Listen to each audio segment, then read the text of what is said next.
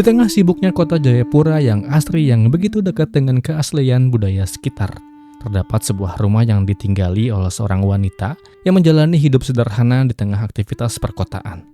Sebuah rumah yang gak begitu jauh dari pemukiman warga dengan jalan yang dilalui aktivitas harian masyarakat. Sementara pemandangan alam seperti perbukitan dan udara khas pesisir masih terasa dengan kentalnya.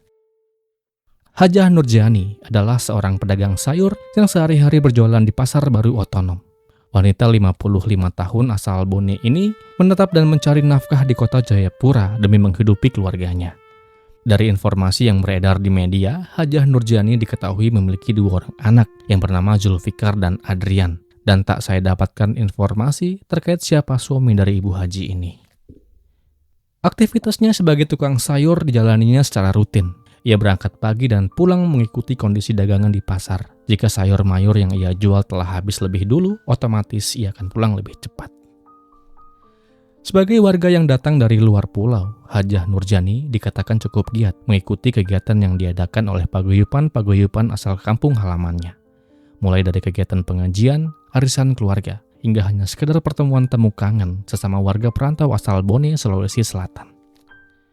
Seperti yang saya sempat singgung sebelumnya, pekerjaannya sebagai pedagang sayur di Pasar Baru Otonom menuntutnya untuk bekerja lebih giat dan disiplin. Aktivitas jual beli di pasar mengharuskannya untuk memulai hari lebih awal, sehingga bangun pagi menjadi kewajiban yang gak bisa ditawar-tawar lagi. Pukul 4.30 waktu Indonesia Timur menjadi waktu yang pas untuk Bu Haji untuk segera memulai aktivitasnya. Setelah melaksanakan sholat subuh, ia pun bersiap, memastikan dagangannya telah siap, lalu memacu sepeda motor Honda Beat merah putih miliknya menuju Pasar Baru Otonom.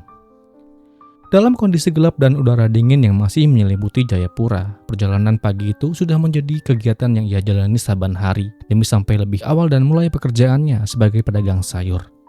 Perjalanan yang biasa ia tempuh hingga sampai ke Pasar Baru Otonom memakan waktu sekitar 10 hingga 20 menit. Rute ini melintasi sebuah jembatan yang bernama Jembatan Temiri Nafri di Jalan Koyakoso, Distrik Abe Pura, Kota Jayapura. Tempat yang masih sepi pada dini hari dengan kondisi penerangan yang sangat minim. Bu Haji sudah terbiasa melintasi jalan beraspal halus mulus yang sepi itu. Sebab bertahun-tahun lamanya dia melintas pada dini hari, tak pernah satu kali pun ia jumpa dengan segala bentuk kejahatan yang menghampirinya. Namun dikarenakan hari sial tak pernah tercatat pada kalender, maka tanpa ia sadari bahwa Ibu Haji Nurjani bahwa pada 18 Januari 2022 adalah hari terakhir kalinya ia berpamit pada keluarganya yang ada di rumah. Seorang pria bernama Winfried Inggabau alias Frit, atau untuk memudahkan penyebutannya, saya akan sebut Mas ini dengan panggilan Ingga saja ya, merupakan pemuda yang lahir di Genyem pada tahun 97 yang lalu. Di tahun 2022, Ingga berusia 25 tahun. Ingga merupakan warga yang tinggal di Kecamatan Arso, Kirung, Papua. Dan ia dikatakan banyak menghabiskan waktunya di kota Jayapura, Distrik Abe Pura, dan sekitarnya, untuk bekerja sesuai dengan skill yang ia miliki. Untuk mendapatkan uang yang menjadi sumber penghidupannya, Ingga dikatakan berusaha mendapatkannya dengan cara yang melanggar nilai moral dan undang-undang yang berlaku. Di beberapa titik keramaian seperti pasar yang ada di Jayapura, Ingga suka memalak sopir-sopir angkot, meminta uang dengan cara memaksa, dan kerap terlihat teler saat sedang melakukan aksi itu. Dari sebuah informasi yang berhasil saya dapatkan, Ingga pernah berurusan dengan polisi musabab kasus curas, pencurian dengan kekerasan, yang membuatnya sempat mendekam dalam sel selama 2 tahun lamanya. Pada Desember 2021, Ingga bebas dan menghirup udara dengan segar. Namun nyatanya hukuman itu tidak serta-merta bisa membuat Ingga bertobat dan menjauh dari dunia hitam yang membelenggu dirinya. Sebab pada Senin malam 17 Januari 2022, sekitar jam 20 waktu Indonesia Timur, saat itu Ingga datang ke rumah kawan lamanya yang bernama Sampiri Rumker alias Sam dengan membawa 1 botol minuman keras dan 1 kaleng Coca-Cola. Mereka bertemu, kemudian keduanya mengkonsumsi miras itu hingga tak bersisa. Beberapa jam kemudian, tepatnya Selasa dini hari pada 18 Januari sekitar pukul 2 dini hari, Ingga dan Sam yang ternyata masih kurang kembali keluar menggunakan sepeda motor Honda Beat warna hitam milik Sam dengan tujuan ke arah Abe Pura untuk mencari minuman tambahan. Di dalam perjalanan jam 4.30 saat melintas di turunan jembatan Temiri Nafri di Jalan Koyakoso, Distrik Abe Pura, tak sengaja mereka melihat seorang wanita sedang berkendara sepeda motor menuju arah barat atau tepatnya menuju arah Pasar Baru Otonom. Wanita itu membawa sepeda motor Honda Beat merah putih dan benar, orang itu adalah Ibu Haji Nurjani yang sedang melintasi jalan yang sepi. Melihat objek yang menggiurkan, Sam kemudian menunjuk ke ibu dan mengatakan bahwa ada sepeda motor di hadapan mereka. Inga lalu menanggapi dengan mengatakan agar Sam gas sepeda motornya dan mengikuti si ibu dari arah belakang. Tak lama setelah itu, setelah sepeda motor yang dibawa oleh Sam semakin mendekati objek incarannya, Sam lalu memerintahkan Inga untuk menendang si ibu yang sedang berfokus berkendara. Alhasil, tendangan keras yang Inga layangkan lantas membuat sepeda motor yang dibawa oleh Ibu Haji Nurjani tergelincir dan jatuh terseret di atas aspal. Tak hanya si ibu, Inga dan Sam juga ikut terjatuh dari motor mereka. Tak lama setelah dua begal itu terjatuh, mereka singkatnya lalu bangkit berdiri. Sam parkirkan sepeda motornya, sementara Inga membuka bajunya dan meletakkannya di atas sepeda motor yang mereka gunakan. Kala itu, Inga melihat Ibu Haji Nurjani terbaring di pinggir jalan dengan kondisi tidak bergerak, sementara sepeda motornya masih menyala dengan tumpahan barang-barang bawaan yang tercecer di sekitar sepeda motornya. Dalam kondisi gelap dan masih dalam pengaruh miras, Inga kemudian mendekati dan menggulingkan si ibu ke arah bawah semak-semak kolong jembatan dan menariknya ke arah kebun pisang. Kala itu Sam sempat turun mengikuti Inga ke arah kolong. Namun tak lama kemudian ia kembali naik ke atas jalan jembatan. Dari atas jalan Sam berteriak kepada Inga agar mengambil uang atau handphone jika ada.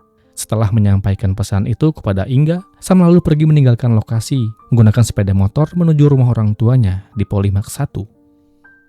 Setelah Sam pergi dengan meninggalkan Inga dengan si ibu, Inga kemudian dengan leluasa mengambil 3 gelang dan 1 cincin yang dikenakan oleh Ibu Haji. Kala itu dari keterangan yang disampaikan Inga, Ibu Haji kala itu masih bernafas dan sempat berontak saat Inga hendak melucuti perhiasan milik si ibu. Namun alih-alih menolong, Inga tanpa peduli dan buta hati, ia lanjutkan aksi busuknya dalam gelap itu. Setelah mendapatkan perhiasan yang menjadi barang incarannya, selanjutnya disinilah Inga kemudian melakukan hal yang tak terpuji kepada si ibu di saat kondisi si ibu sedang sekarat. Perlakuan itu tak begitu mendapatkan perlawanan yang berarti, mengingat kondisi si ibu semakin lemah dan kesakitan akibat laka lantas. Setelah tuntas dan ia pakai kembali pakaiannya, Inga kemudian naik ke atas jalan untuk mencari Sam. Namun Sam sudah tak ada di lokasi. Dalam kondisi yang panik, Inga kemudian berjalan mendekati sepeda motor milik Ibu Haji Nurjani yang masih ada di pinggir jalan. Lalu dikarenakan motornya nggak dapat digunakan musabab peleknya bengkok, Inga kemudian mendorongnya ke arah bawah jembatan. Setelah tuntas, Inga kembali mendekati si ibu yang masih berada di bawah. Dan lalu untuk menghilangkan bukti kejahatannya, Inga kemudian mengarahkan puluhan bom mentahnya ke arah si Ibu Haji. Serta ia cakat jalur nafasnya hingga si ibu tak bersuara, tak bergerak, semakin lemah. Dan akhirnya atas segala perbuatan itu, Ibu Haji kemudian dipanggil Tuhan Yang Maha Kuasa. Saya ucapkan duka yang mendalam. Setelah menyadari bahwa targetnya tak bernyawa, Winfried Ingabow lalu mengambil sebuah handphone merek Oppo milik korban dan uang tunai Rp70.000. Tak lupa Inga juga mengambil sebuah jas hujan warna coklat dengan garis hijau stabilo milik korban. Jas hujan itu kemudian dikenakan oleh Inga, lalu ia berjalan ke ujung jembatan dan duduk di kebun singkong di pinggir jalan sambil menunggu kendaraan yang akan melintas. Tak lama, 5 menit kemudian sebuah taksi jurusan Koya Abepura melintas, dan dengan mobil inilah Inga pergi melarikan diri. Temuan tubuh wanita yang tak bernyawa membuat geger warga distrik Abepura pada Selasa pagi. Tubuh malang itu pertama kali ditemukan oleh Lemanus Suetipo dan Usialok Bere saat keduanya hendak mengambil kayu untuk keperluan membangun pondok di kebun. Posisi mereka berjarak sekitar 15 meter dari lokasi korban ditemukan. Dari jarak itu, para penemu melihat tubuh seorang wanita polos terbaring di sekitar lokasi jembatan. Lalu dikarenakan jarak pandang yang cukup jauh, Lemanus nggak dapat melihat dengan gamblang adanya tanda-tanda kekerasan pada tubuh itu. Tak mau berlama, kemudian mereka segera melaporkan temuan itu kepada petugas di Polsek Abepura, yang tak lama kemudian hadir dan segera melakukan langkah-langkah pemeriksaan guna mengungkap siapa dalang di balik aksi ngeri ini. Cukup sulit bagi polisi untuk membuka tabir gelap kasus yang sempat membuat warga distrik Abepura ini geram. Sebab petugas nggak banyak mendapatkan petunjuk serta bukti-bukti yang mengarahkan petugas kepada para pelaku. Butuh 3 bulan bagi petugas untuk tahu siapa dalangnya. Pada Selasa pagi 18 Januari 2022, seorang pria muda yang bernama Eliezer Aibini menjalankan aktivitasnya seperti biasa di SPBU Tanah Hitam. Pada pukul 9, Eli melihat seorang pria yang tak dikenalnya sedang meminta-minta uang kepada orang yang melintas di depan SPBU.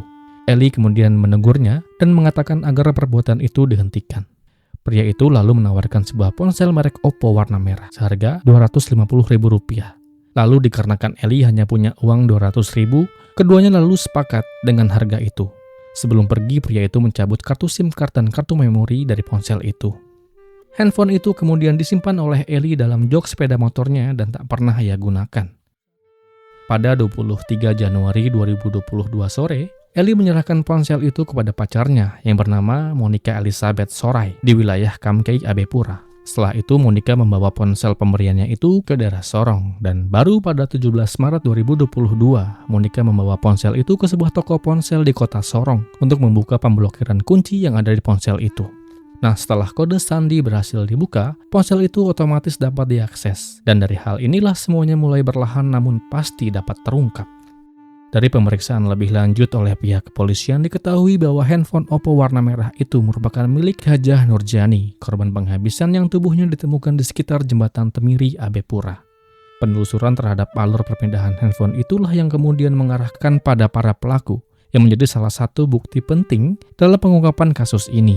Dan singkatnya, setelah melakukan berbagai macam koordinasi, akhirnya 3 bulan kemudian, hingga akhirnya berhasil diamankan di Arso 8, Kabupaten Kirum pada Senin 18 April 2022. Menyusul di hari yang sama, Sam juga berhasil diamankan. Mereka kemudian ditetapkan menjadi tersangka dan hukuman berat siap menantinya. Di dalam persidangan yang kemudian diadakan di Pengadilan Negeri Jayapura, melalui majelis hakimnya, kemudian menjatuhkan vonis kepada Winfried Ingabow alias Frit alias Inga dengan hukuman